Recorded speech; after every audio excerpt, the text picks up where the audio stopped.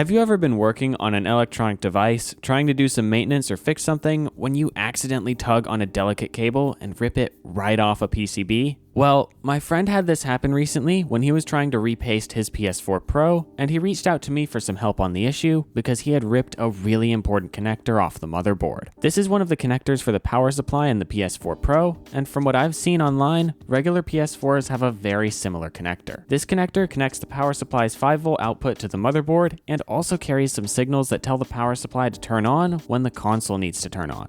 So, without this cable, it can't boot up. Let's fix that. The pads for the connector were completely gone from the board, so I had to make some new ones out of the remaining bits of PCB trace for the connector. After scraping away the solder mask, I could solder the connector into place on the board with the help of some flux. Now this should work, but the board is a little bit structurally compromised after what happened to it. So I made sure all of the flux was wiped away with some alcohol and then superglued the connector into place. After this was done, the PS4 booted up perfectly and my fix was complete. If you want a slightly more detailed video on this kind of repair, check out the link to the related video.